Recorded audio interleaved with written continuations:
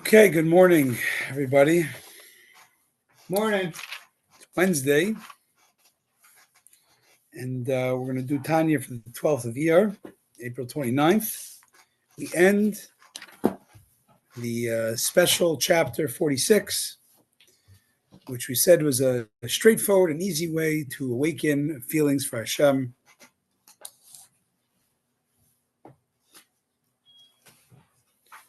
Um,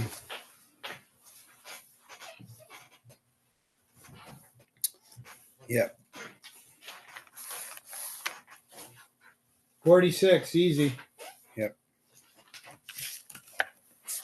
Um,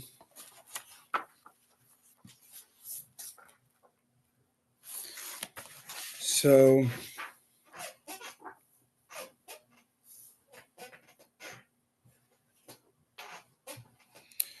this is the meaning what Asaph said under divine inspiration on behalf of the whole community of Israel to be later in exile.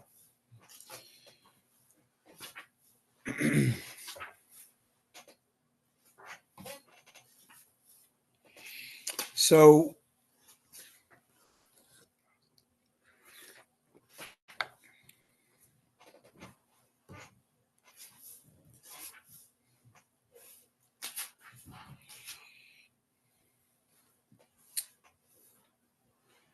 okay, so what we're talking about? We're talking about two things. One was the technique of thinking about Hashem, which is Hashem came up on a Hashem came up on from a high place, an infinite place, down to a very low, decadent place like Egypt, to really take us out of the gutter and from spiritual and physical lowliness and raise us up, dress us, clothe us, give us mitzvahs, Torah, holiness, and closeness to Hashem. And close the door.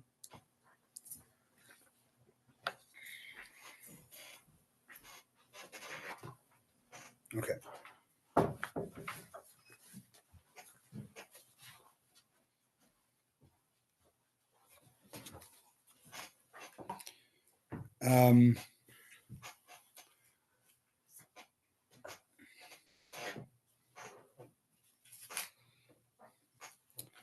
So this is me what Asaph said on the divine inspiration on behalf of the whole community of Israel, who are later in exile. So Asaph was, I think, one of the singers of the temple, conductors or something, and he says something with divine inspiration, even though it was temple times, the Rabbi points out it was actually going on the Jewish people throughout exile, the following statement. I'm foolish and I know not. I was the beast before you, yet I am continually with you.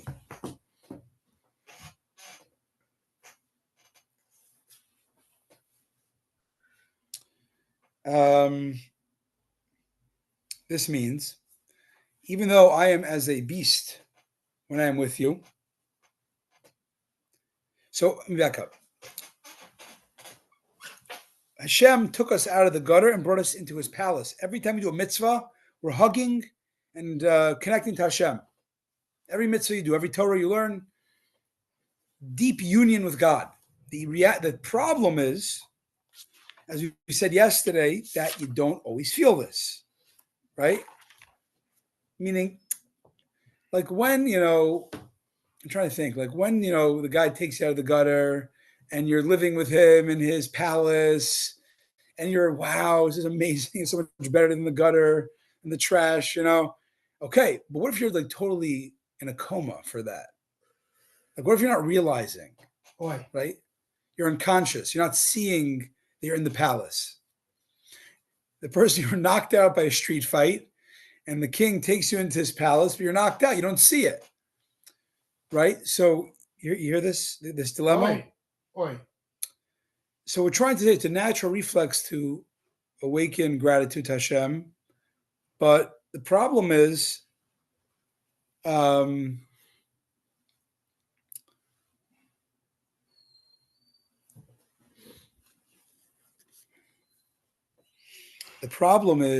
that Um,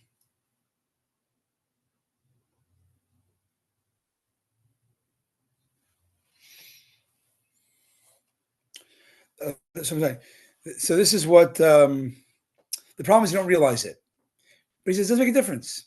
He says that's your body, like so you don't realize it. You don't realize you've been taken into the king's Right. palace. Okay. So you're not aware of it, but you are.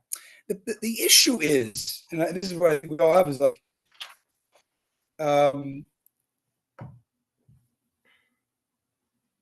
now, I don't know if that helps you. It's like, it's an easy appreciation, but you're conscious, so it's not easy appreciation, right? We have a dilemma here. It's the easiest way to appreciate God if you weren't unconscious. Right. But you're unconscious. So then it's not easy. So consciousness is we're simulating the bore, the ignorance. Yeah. Before right. Okay. Someone gives Tarzan $1 billion in a securities. It's like he doesn't appreciate. Like, what do I care about this paper, right? So I don't have an answer. I have to think about this. I mean, I think the simple answer is you got to work on yourself. That's what we're doing. We're trying to work on ourselves. The more we refine our body, our day-to-day, maybe I'm just thinking out loud, maybe that's why Tanya started with the refinement of the animal soul, right? It was so much, this is much, the second half of Tanya is extremely philosophical, if you think about it, right? It's much more big picture in a way. I mean, it's practical, but it's like, it's a little more philosophical, how to relate to God, right? Mm-hmm. What's the purpose of everything and how do I relate to God? It's more philosophical than you have these two fighting, drives, and you got to control, you got to work on them. Maybe that's the answer in a way. The more you work on it, the more you can be more in tune with these natural appreciation for God. That's my cheap answer, but maybe we'll figure it out better. Anyways, the point is, we see in the Tehillim that King David quoted Asaph, the conductor, that this very point. He said, and I am foolish to God. I, the collective Jewish people, I am foolish and I know not. I was as a beast before you, God. Yet I'm continually with you. What is he saying? So let's look at the words before we, give the narrative. I'm foolish and I don't know. I don't know anything. I don't know. I don't know stuff. I don't know what I should be aware of. I'm a beast. I'm an animal in front of you. Yet, despite all that, my lack of knowledge and my animal cluelessness, I'm still with you. Which means, and he unpacks it, even though I'm a beast when I'm with you, meaning we're not like the patriarchs who literally felt God, talked to God, felt God. We're a beast. We don't notice it. Because my soul is unaware of and insensitive to this union.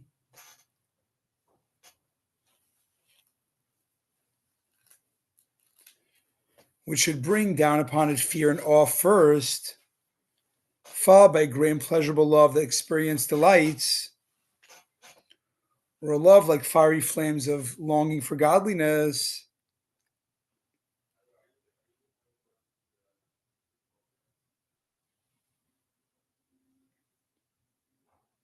Should bring down a fear and awe, followed by great and pleasurable love that experiences delights.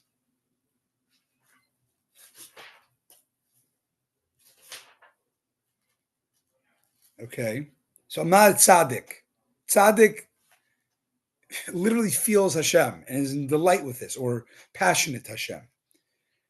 Like the Quality of Tzaddikim, whose corporeality has been refined, right? I'm not like that. I'm not a tzaddik.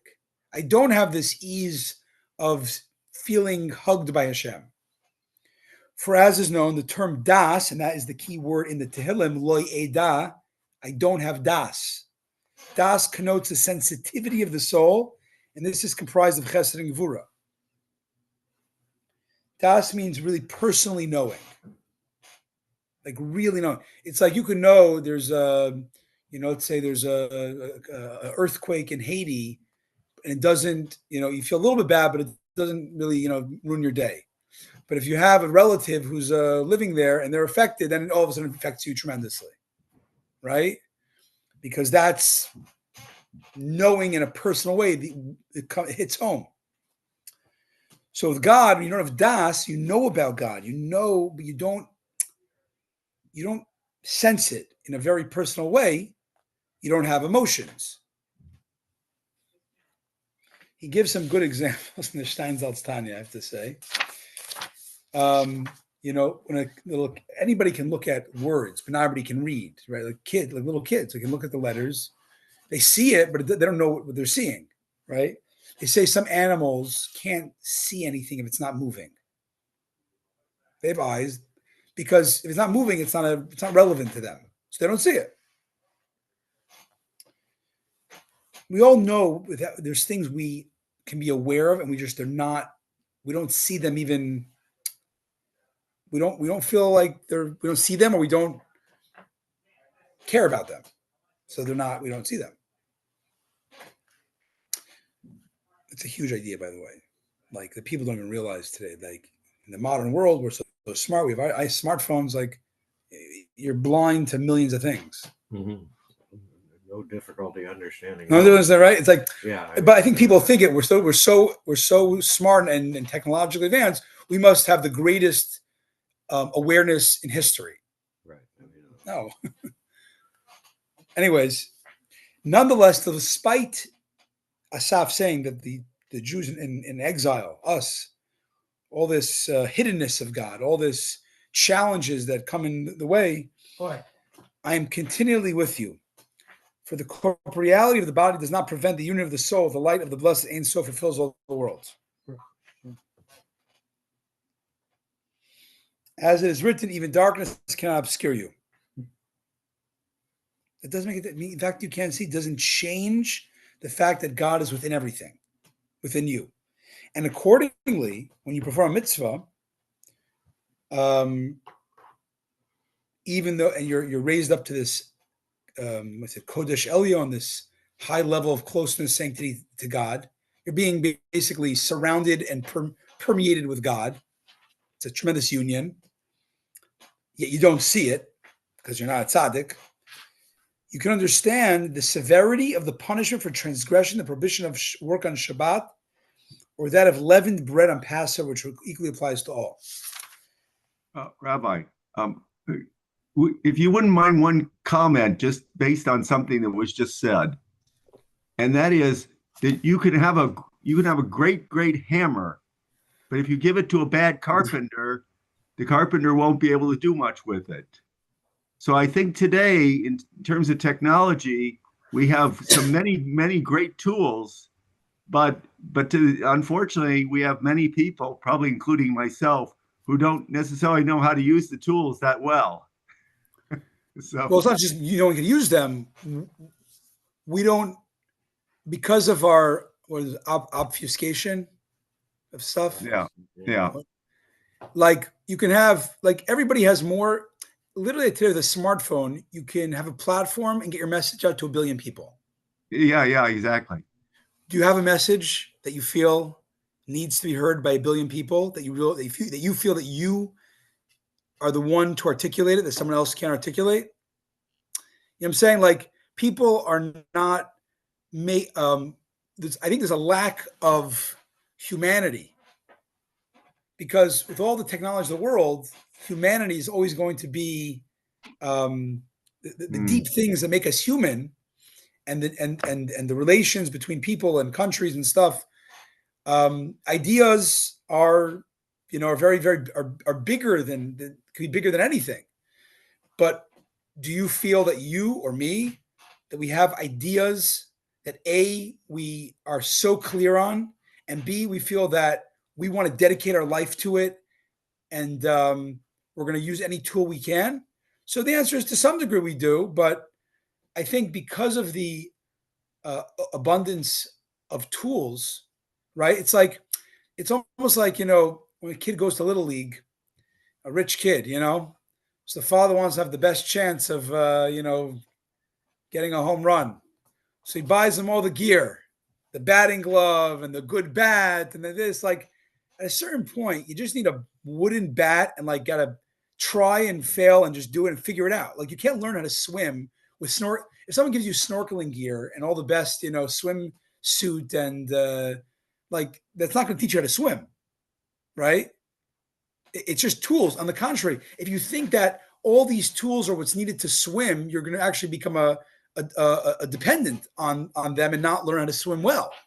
But let me push back on that ever so slightly and say that when you have a situation where the people in Tunisia can use technology to gain freedom, essentially, that's pretty amazing. Okay, no, I'm not arguing. I'm not saying. I hear what you're saying, and I don't disagree. I'm just saying, if in the right hands, under the right circumstances, the technology can be very powerful. And by the way, I'm very reticent or conflicted about technology. So I'm not trying to defend technology. No, I'm not arguing. I'm not putting it down. I'm saying the point of, if you don't know where you're going, then who cares what technology you have? Agreed. Right? Yeah. And to know where you're going takes das. It takes knowledge, relevant knowledge, and vision. Anyways, as an aside, he says, interesting point, that now that you understand that God is shining on us when we do a mitzvah, and whether you realize or not, it's an incredible explosion of mitzvahs, but you just don't know it. We can understand why there's such big punishments for example, eating chametz on Pesach or breaking Shabbat, right? Why? Why is the punishable by death, or in the case of chametz, it's karis, it's spiritual cutting off, because even the soul of a boor is an uncultured, or an amaretz, who's illiterate person, completely, it still shines on them the light of the holiness of Shabbos and Yom Tov, and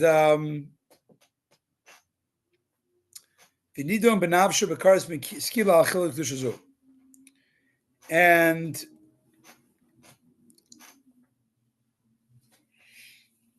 it's he's judged in his soul with either karis for chametz or skila on Shabbat for profaning the sanctity. Because it's interesting that the fact that similarly, even the slightest amount of leaven on Passover, the moving of muktzah on Shabbat, blemishes the sanctity which rests on this uncultured person's soul, just as it would the sanctity of the soul of a tzaddik. For we all have one Torah. This is why, like, it's interesting. Some illiterate, guy is the same punishment Shabbat as a holy tzaddik who's in rapture with God. This guy he's spiritually illiterate. What do you want from him? Now, obviously, we don't put everybody to death. It would take a lot for this illiterate guy to be liable to break Shabbat, that he's liable for the death penalty. The point is in the theory. Like, how could he ever be liable? He's a doofus. He's illiterate. It's his spirituality. What do you want from him? Because this is how the Torah, it's so basic that it's happening. The soul is experiencing Shabbat, whether you keep Shabbat or not. The soul is experiencing the humility of matzah and the aversion to the ego of chametz on Pesach, whether you know it or not. And that's why theoretically everybody has the same punishment for breaking it. Okay. And this, he says, another point here, as for the use of the plural form beasts, this is like a technical thing. It says, I'm foolish and I know not. I was as animals with you. That's an interesting. Why is it plural? It's I is me, one person. He said, I am an animal like you. Yes, he's speaking on behalf of the Jewish people, but he's speaking in the singular tense. When a prophet speaks in the singular tense, they don't have to speak in plural terms, if they're speaking, we get it. They're speaking singular on behalf of everybody. Why is it talking behemos? Why is it talking? I'm like animals with you. Doesn't sound grammatically correct. So this is an interesting detail. This intimates that before God, it's not only because you're illiterate spiritually that you're like an animal in front of God, but because even the higher level das, we're talking das of the angels' awareness of God in the higher worlds, right? Which comprises also chesed and gvura, is like beasts and a physical creation when compared with the light of the Ein Sof.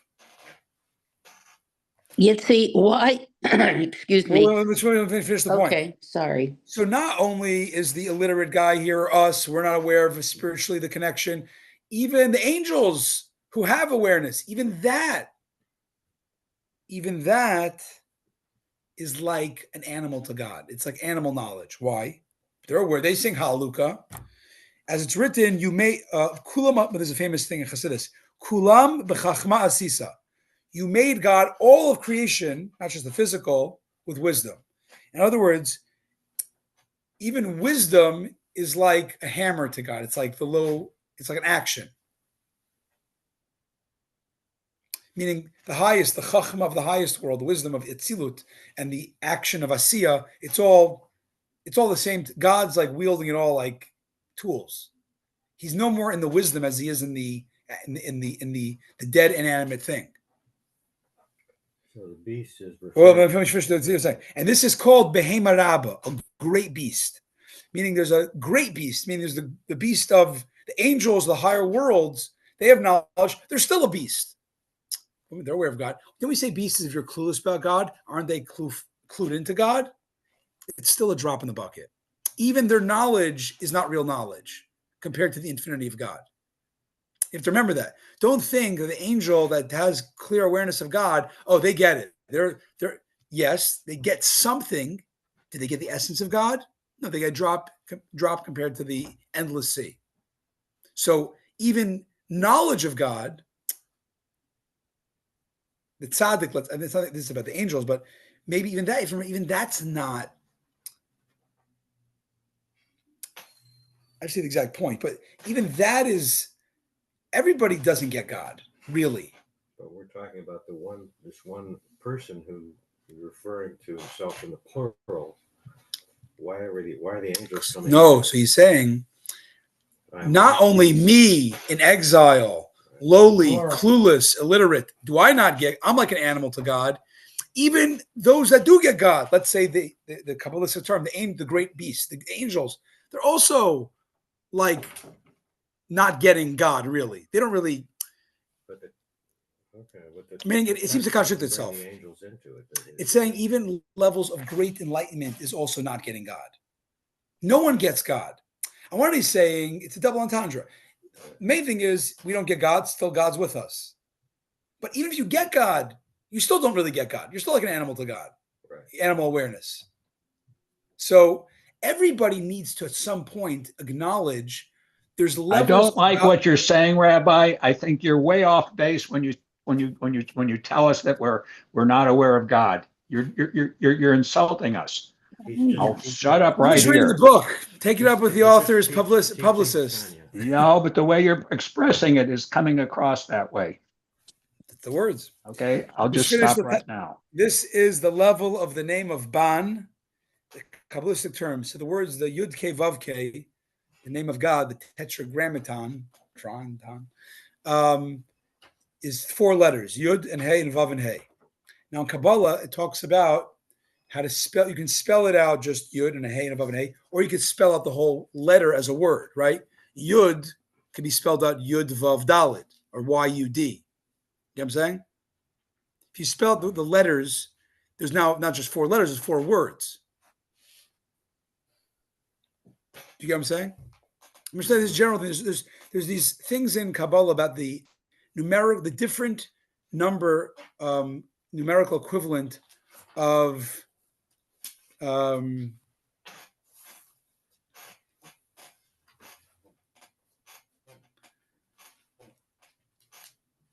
there's the different numerical equivalent of what do you call it?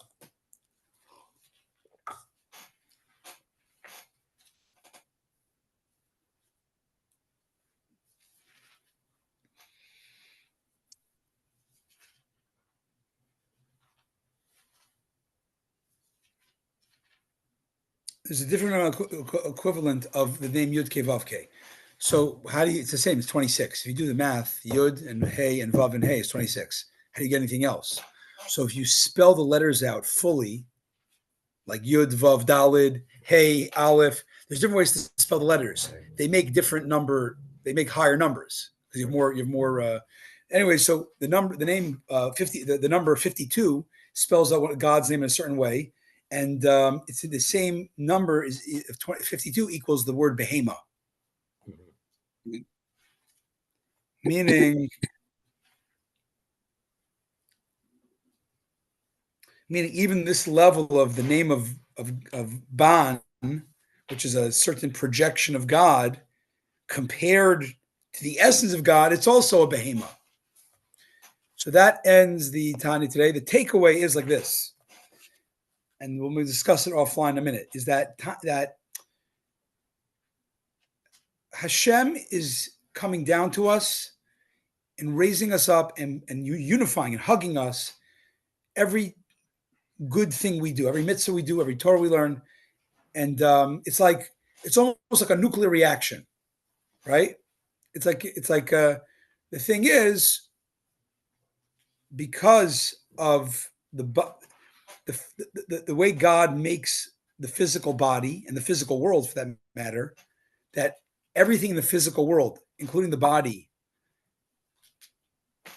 predominantly hides on God, right? Meaning not that you can't find God in the body. The body is an amazing organism. Not that you can't find God in the world, but the default sentiment is that I just am because I am, as Popeye said. Did he? Yeah, I am. I am what I am. Okay. Yeah. Why is it, Yitzi, that Shabbos, violating Shabbos and eating chametz on Pesach, why are those two the worst? And those are the examples. There's other worse things. I think he's saying there that this just proves his point that irrelevant of how righteous or illiterate or unrighteous or illiterate a Jew is, theoretically, they're liable for, right? There's always mitigating circumstances, but in theory, they are liable for a huge consequence if they violate Shabbat. We're all equal. So I'm Why? saying why And- those two? So he's saying, because he's saying as an example that those are times when the soul, everybody, the entire world for that matter, is elevated to a higher awareness. And it's essentially like you're going to the king, and you're basically talking on your cell phone. You start, you have this once in a lifetime audience with the king, or not once, a big audience of the king. Right. You go to and you're busy, picking your nose and talking to somebody else. It's That's simple etiquette. but the point he's saying is You that have that's to what's be taught. happening You have to be on taught. right? So on Shabbos, that's what's happening. That's exactly the point he's saying here. Is that on an inner dimension, there's this incredibly explosive relationship with God and union with God. Every mitzvah, every holy time. The problem is that we aren't usually, we're either little aware, or barely aware, or sometimes not aware at all. Somebody could be not aware at all of this. But we So have to be taught. And if we're not taught, what do we do? Says so. That's exactly his point. This is actually what I was saying before. That first, before we talk about the solution, let's talk about the problem. Okay, understand the problem. The problem is that crazy, infinite connections are happening to you every mitzvah, every Torah, even every regular time. There's always these opportunities for connecting to God. And yet, you're not aware of it. And we're trying to utilize the fact that you're having this incredibly intimate relationship with God at any moment, particularly by mitzvahs, to make you feel very grateful and to do the mitzvahs now with heightened emotion and aware and motivation. But there's one problem. You're unconscious. The body's unconscious to this spiritually explosive relationship. Why do you say I'm unconscious? That's the theoretical. That's the example that's being given. It's an example. I'm not saying you're unconscious, that you're not actually. I'm saying. What is unconscious? Are you talking about sleeping? What do you mean unconscious? Let me explain. No. Let me give you a parable. Somebody who is carrying a nuclear device, transporting it, they're probably every second at a hypervigilance, right? Agreed? Mm-hmm. Somebody transporting nuclear materials. Mm-hmm. That's happening 1,000 times under the oceans right now, as we speak. So you can imagine that person, whether they're a military person or whoever, they're at hyper vigilance when they're have a nuclear submarine, as you say, Mm-hmm. right? Mm-hmm. They know the extent of, if they do certain things, it could really be, they or their team do things, it could be catastrophic. Right. How about if I give a nuclear device and I put it on the saddle of a donkey? Is the donkey hypervigilant? No. It doesn't have the capacity to even know what a nuclear reactor is. So the donkey trods along, la, la, la, right? So that is an analogy to us. We have this infinite explosive connection to God by mitzvahs and every moment of our life, really. Wow. Yet, Yeah. comparatively, we're not really aware of that. We might, at best, know about that. We might know because we learned Tanya, we learned Torah, we learned from, we know this, we know that to be true.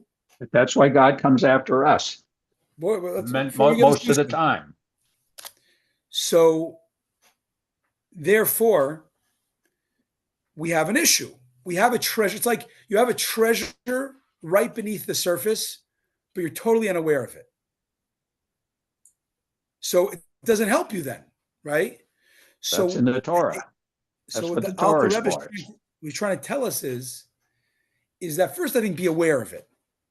And then realize the impediment that your awareness has a ceiling, because it's the physical body doesn't, it's like a donkey compared to the nuclear reactor. It doesn't really get what the treasure that's beneath it, that's given.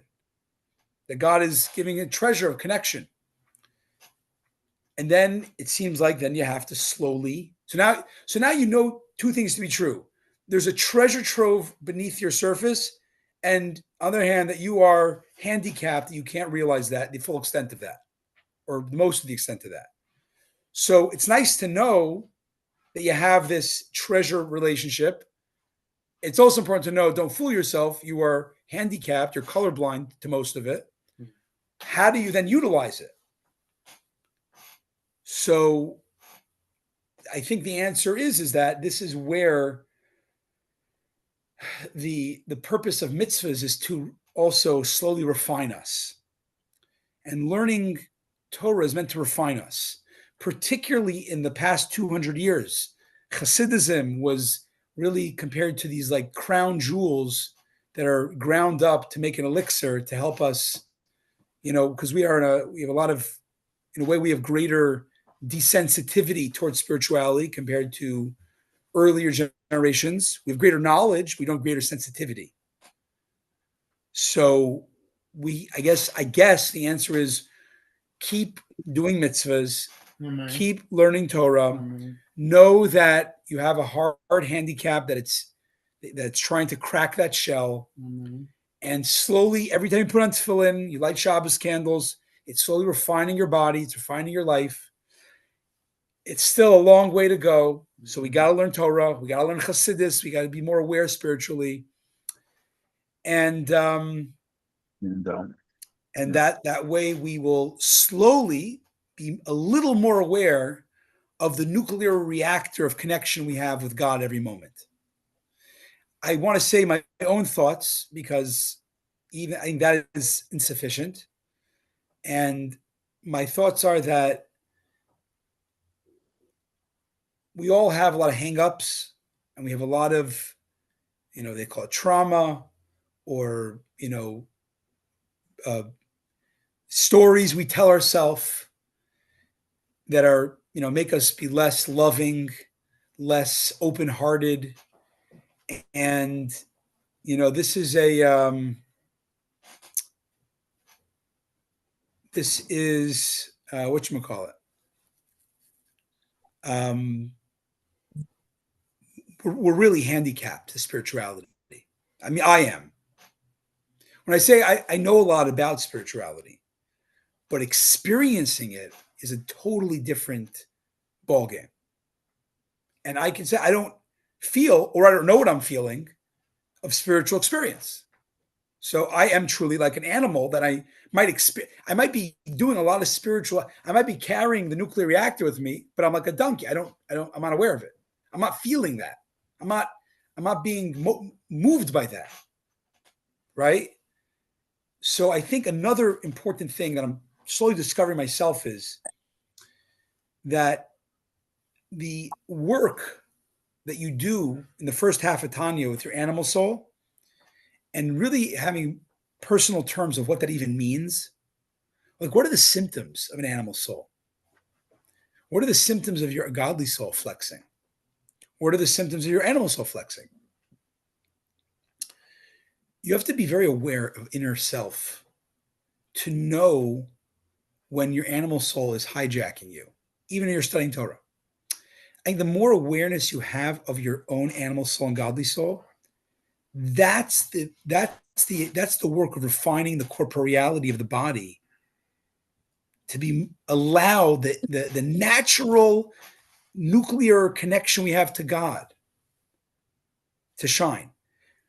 But we have to acknowledge we have stories and a sense of self that is a lot of really animal soul hijacking. Animal soul is ego. It doesn't have to mean hyperinflated arrogance. It can mean a very superficial sense of self would be ego, animal soul. And the more you can be aware of it and you can slowly call it out and you can redirect it to operate versus the godly soul drive, I think that's how, because this is natural. This is not, the whole point of 46 is you don't have to do anything. It's happening. God is hugging you. Why are you not getting excited about that? And then we learn there's a reason why you're not getting excited, because you're handicapped.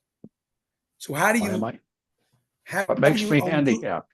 Why am I handicapped? Because you're not fully aware of your animal soul and your godly soul, and therefore the animal soul is totally is the animal. When I say animals, the animal drive, which we talked about at length, is a sense of self that is not true. It's not your true self. It's a superficial protector survival drive. And we're not talking just about your primal man. We're talking even your sophisticated intellect could be really coming out of survival protection, giving yourself value, but value as a person with a brain and a job and attributes. Your real sense of self should be the godly soul, but the godly soul is submerged under the sense of self, the animal soul. You know what I'm saying, Alan? I hear most of it. And I'm just failing to. My failure is that I'm failing to realize that I've had some growth in the last 20 years. and I take a lot. By the way, that'll I mean, even questioning your own, your own self story is already, I think, a big thing, because the Alter Rebbe, if you understand, he's the man on the hill looking down at reality. He's a great soul. He's extremely, not just a brilliant man, he was a very heightened awareness tzaddik. And when he looks at people, he looks at their souls. He looks at their good, bad, and ugly, their animal soul, their godly soul. And he's telling you, look, I'm telling you this. You guys are in the trenches, which you have to be. We have to be in the trenches. But I'm looking from an aerial view. This is what's going on. And even though you're fighting the fight in the trenches, you got to know who you really are and what your tools are and what's progress and what's actually not progress, because you might think you're sometimes advancing and you're actually retreating. So we're listening to the Alter Rebbe, this great mastermind soul who's looking at our inner, all our souls, all our self, all of reality, and saying, here's you got to navigate. And it's hard because you're in the trenches, because you got to be in the trenches. But even in the trenches, you could know, there's a soldier who is fighting on just base adrenaline, and there's a soldier who's fighting with love of country, and he's a knowledgeable of warfare and this, that. He's telling us how to really